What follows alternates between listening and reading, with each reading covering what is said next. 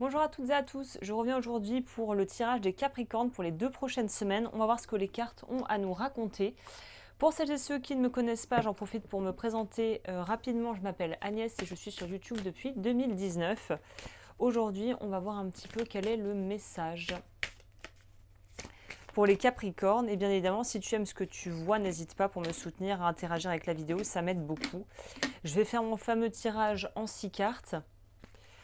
Je pose tout. N'hésite pas à me dire si tu préfères que je zappe la partie préparation hors caméra et que je vienne directement avec les infos, ou si l'idée d'avoir ce petit rituel, ce petit moment avec moi où on brasse les cartes ensemble et puis on débute le tirage.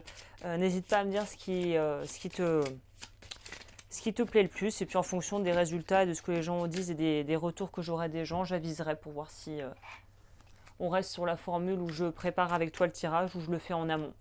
On verra. J'en profite également. Alors là, on va sortir la carte conseil. Hop. Tac. Ok, on est parti pour ce tirage. Je m'installe quand même assez confortablement pour ce petit moment qu'on va passer ensemble. Et on est parti tout de suite avec, on va commencer avec la première carte, qui est la carte qui me donne un petit peu la tendance générale, la couleur de ce tirage. Alors, l'amour de soi, ok, on part sur un gros morceau. Le plus grand secret de votre équilibre, c'est d'être bien avec vous-même. S'aimer soi-même, c'est se lancer dans la seule histoire d'amour éternel. Ah, c'est joli. J'aime beaucoup ces cartes. Si tu aimes les oracles et les tarots que j'utilise, tout est listé dans la barre d'informations. Si tu as loupé aussi mes horoscopes, mes grands horoscopes pour l'année complète 2026, ils seront dans la barre d'infos. Attends, j'essaie de mettre mon petit tapis. Voilà, ça sera mieux pour moi ça. Ok, on est parti les amis. Donc on nous dit que en gros il faut travailler sur l'amour de soi et l'estime de soi, j'ai l'impression. Alors les énergies générales, c'est des rencontres. C'est du réseautage, c'est des rencontres sympathiques. On a le soleil, on pourrait nous dire aussi que tu as peut-être la baraka et que si tu as des interviews, des entretiens d'embauche à faire, que tu as un produit à présenter, que tu as un travail à fournir, à offrir, où tu dois un peu te vendre les mérites d'un produit, d'un service, ou de lancer de te lancer dans un quelque chose, un projet d'ordre entrepreneurial, dirons-nous, c'est le bon moment et c'est confirmé avec l'encre.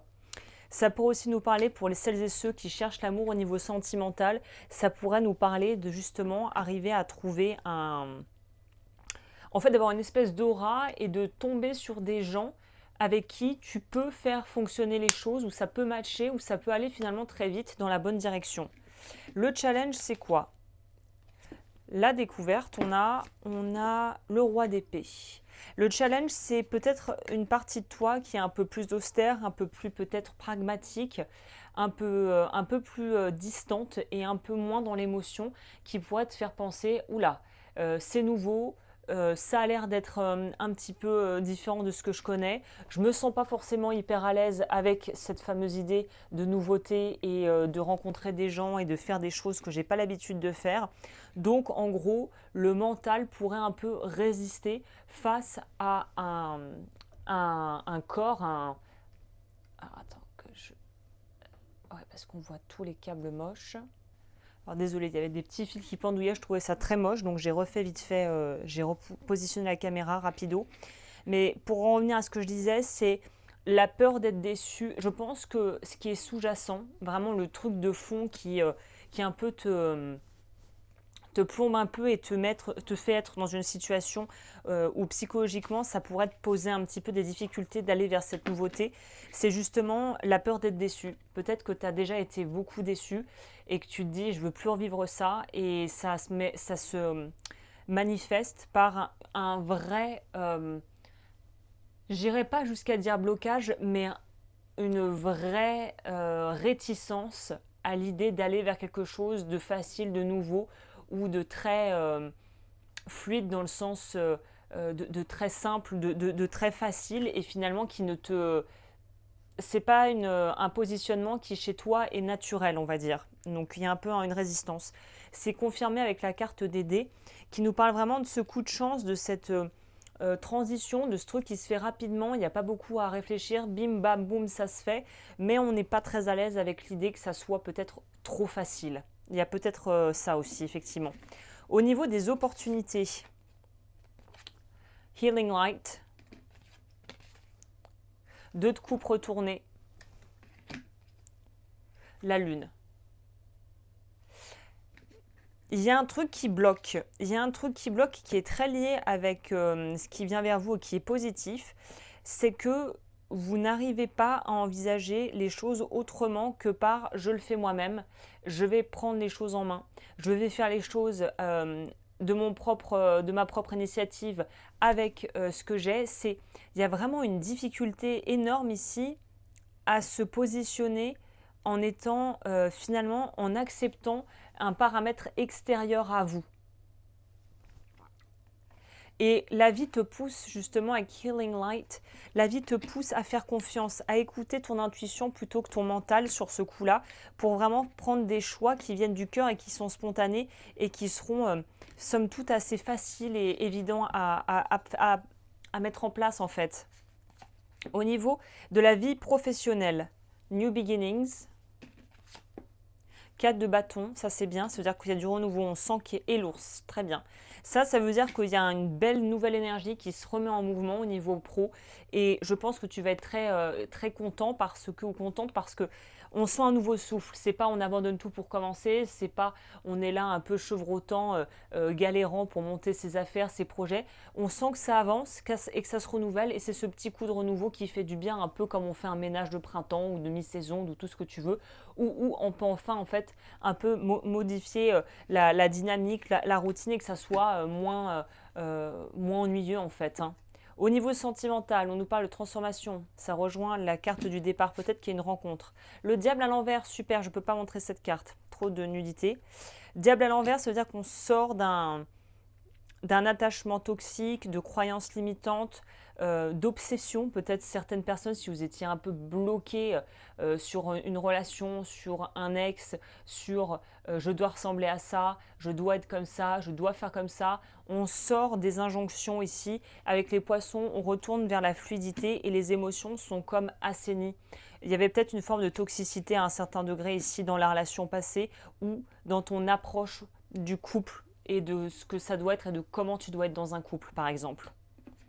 Le conseil, c'est quoi? L'apprentissage, apprendre à pardonner avec le bouquet. Apprendre à pardonner, mais je pense que c'est surtout apprendre à se pardonner et à se choisir, même si les autres voudraient vous faire croire qu'il faille que vous les choisissiez eux. Il y a pourtant pour les Capricornes, c'est pas trop une problématique que je retrouve chez vous. Vous n'avez pas trop peur de vous positionner généralement, de penser pour vous, de faire pour vous.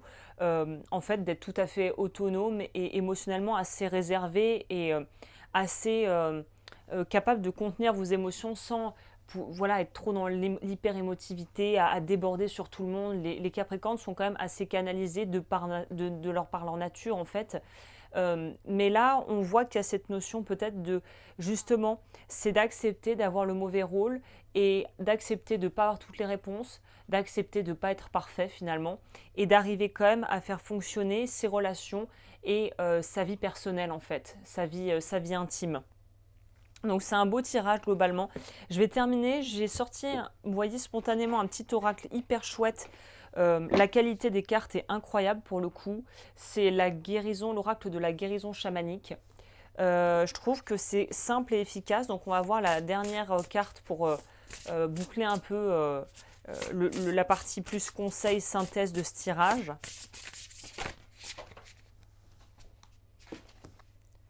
Présage. Je vais vite fait vous sortir le livret parce que je ne connais pas très bien ces cartes encore. Donc on va se fier à ce que l'autrice nous propose. Le faucon est un messager. Cet oiseau majestueux vole haut dans le ciel et s'élève vers le royaume de l'esprit. Il rapporte avec lui des messages provenant des mondes visibles et invisibles. Cette carte parle de concentration et d'intuition. Prêtez attention aux coïncidences qui peuvent se produire actuellement dans votre vie. Concentrez-vous sur l'endroit où vous voulez aller, à quelle heure voulez-vous voler. Si vous apercevez un faucon, c'est le signe que quelqu'un essaie d'attirer votre attention. Soyez attentif aux heureux hasards, réjouissez-vous car il vous rappelle que vous êtes en harmonie avec le flux de la vie. Les choses vont bientôt changer pour vous. Super. Donc ça nous laisse vraiment sur cette note positive qui est étonnamment rappelée ici sous une autre forme avec la lune qu'on retrouve. L'idée de bon présage avec les dés du heureux hasard. Donc on est sur un truc très chouette pour vous les Capricornes, où je pense qu'on est dans une très bonne dynamique, il y a quelque chose qui se met en route et qui sera très favorable, très bon pour vous. J'ai de bonnes vibes. Voilà, voilà. Et ben écoute, j'espère que ce tirage t'a plu. Si c'est le cas, n'hésite pas à commenter, à t'abonner. Et moi, je te dis à très vite pour de nouvelles vidéos.